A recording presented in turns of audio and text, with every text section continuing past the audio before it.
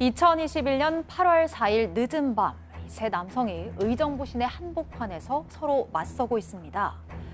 술에 취한 남성이 자리를 떠나려 하지만 이내 다시 말다툼이 이어지는데요. 잠시 뒤 이 남성은 바닥에 쓰러져 있고 그 주변을 여러 명의 남성들이 둘러싸고 있습니다. 곧바로 구급차가 출동하고 현장 상황이 급박하게 돌아가는데요.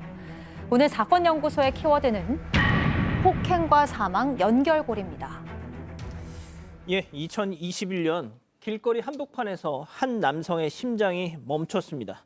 자, 그날 밤 양 변호사님 무슨 일이 있었던 걸까요? 2021년 8월이었고요. 경기도 의정부의 번화가 한복판이었습니다. 30대 남성하고 여러 명의 다른 남성들하고 다툼이 발생을 했는데 이어서 얼마 뒤에 그 남성이 길어 쓰러졌던 겁니다. 이 주변의 시민들이 응급조치를 병원으로 옮겼는데 이송한 지 13시간 만에 결국 숨졌어요. 사인은 두부 손상이었고 의료진 보니까 온몸에 폭행 흔적이 그렇게 남아 있었다라고 하는데요. 정말 안타깝게도 이 남성, 30대 남성 어린 아들과 딸을 둔 평범한 가장이었습니다.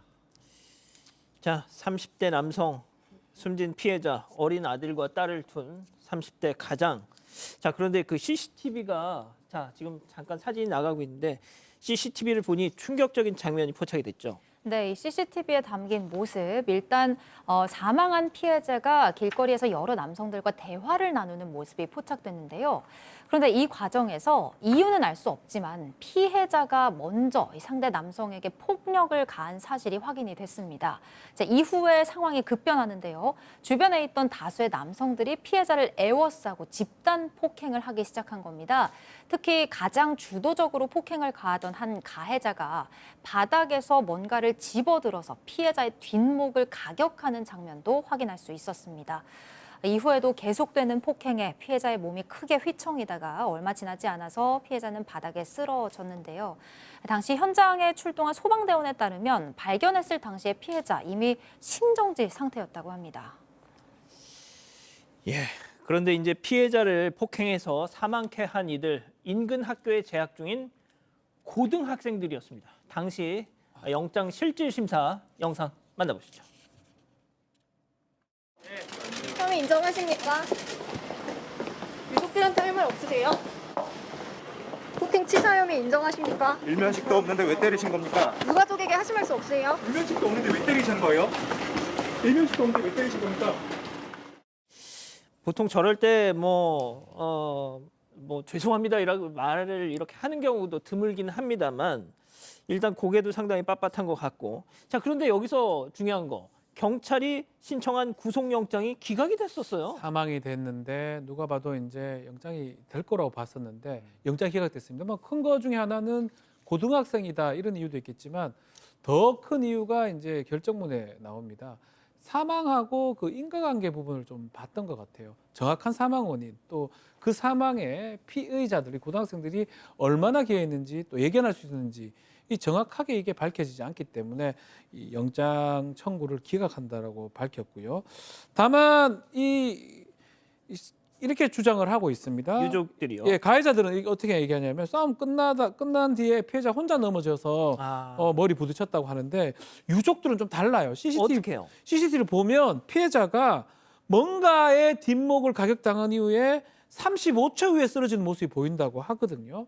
이거 좀 달리 봐야 되는 거 아니냐 하고 특히 부검이 소견도 있습니다. 부검에 따르면 이 상황에서 피해자가 맞고 나서 이게 목이 꺾이면서 1분 이내에 쓰러졌는데 요거는 뇌 손상으로 직접적인 사인의 가능성이 높다라고 이렇게 설명하고 충격의 강도가 아니라 충격의 영향이 있다라고 얘기를 하고 있습니다. 그러니까 부검이 소견은 폭행의 영향으로 인해서 사망에 이른 것처럼 저렇게 분석을 한 건데 자, 의문이 한 가지 더 있습니다. 서로 생면부지였던 30대 남성과 고등학생. 자, 어떤 연결고리가 있어서 이런 사건이 벌어진 거죠? 일단 가해자들은 이제 피해자가 먼저 와서 시비를 걸었고 폭행도 먼저 했다 이렇게 주장을 하고 있습니다. 하지만 피해자의 지인들에 따르면은 피해자는 평소 되게 다정다감한 성격이고 술 주정조차 부리지 않으셨다고 해요. 그렇다 보니까 아마 참고 참다가 먼저 때린 게 아닌가 싶다라는 생각을 하고 계시다고 하고요. 실제로 CCTV를 보면은 폭행이 일어나기 전에 피해자는 먼저 현장을 피하려고 이렇게 합니다. 그래서 길을 건너가지만 이를 지켜보던 고등학생들이 피해자를 조롱하듯이 하는 모습이 포착돼 있었다고 하고요. 여기에 이제 아마 피해자가 다시 돌아와서 대화를 나누다가 어느 순간 분에 못 이겨서 폭행을 가하는 장면으로 넘어갔던 걸로 보여집니다. 그리고 사건 목격자에 따르면 피해자는 폭행을 당하던 중에 너희들 이러지 마, 좀 그만해라고 외쳤지만 폭행이 멈춰지지 않았다고 하고 그 이후에 피해자가 쓰러졌다고 하고요. 그리고 이 목격자 중에 들은 이야기로는 한 가해자가 이 피해자에게 이 XX 오늘 내가 너 죽이고야 말겠어 라는 말을 들었다고도 합니다. 자, 죽은 사람은 말이 없으니까 사건의 정확한 발단은 좀 알 수가 없는 건가요? 그렇죠. 정확한 발단을 사실 확실하게 알 수는 없는 상황인데요. 하지만 피해자의 지인은 가해 고등학생들의 엄벌을 촉구하는 국민청원 글을 올리면서 가해자들이 반성은커녕 오히려 자랑하는 모습을 보인다. 계획살인이다라고 주장을 했습니다. 이 유족에 따르면 폭행 현장에 있던 한 고등학생이 먼저 연락을 해서는 친구를 말리지 못해 죄송하다며 사과의 뜻을 전해왔다고 합니다. 하지만 얼마 뒤 SNS에 전혀 다른 모습이 올라왔다는데요. 이 사과를 했던 고등학생 지인과 함께 웃으면서 뭐 욕하라 그래, 많이 하라 그래, 난 무혐의 받아서 징역 안 간다. 좀 욕설을 섞어가면서 저런 이런 문자를 보내놓은 다음에 네, 그런 다음에 SNS에 지인과 함께 웃으면서 욕하라 그래라, 난 무혐의 받아서 이제 상관없다 이런 말을 하는 모습을 올렸다고 합니다. 한편 가해자 측과 연관이 있는 것으로 보이는 그런 인물도 국민청원 게시판에 글을 올렸는데요. 이 글은 고의적인 행동이 아니었다. 미래가 달린 아이들을 매장시키면 안 된다라면서 언론 보도와 여론을 비판하는 내용이었습니다. 자, 결국 법정에 섰던 저 가해 고등학생들 뭐 지금은 성인이 됐겠지만요. 당시에 정당방위를 주장했다고요?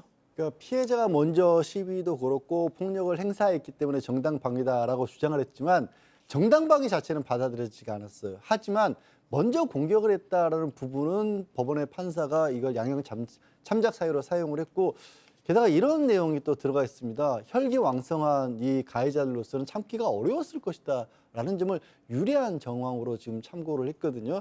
근데 사실 이 가해자들이 글쎄 뭐 다른 범죄이긴 하지만 주범도 다른 범죄로 소년보호를 받았던 전력도 있었고 다른 가해자 같은 경우에도 특수절도, 무면허 운전 이런 전력들이 있었던 가해자들이었습니다.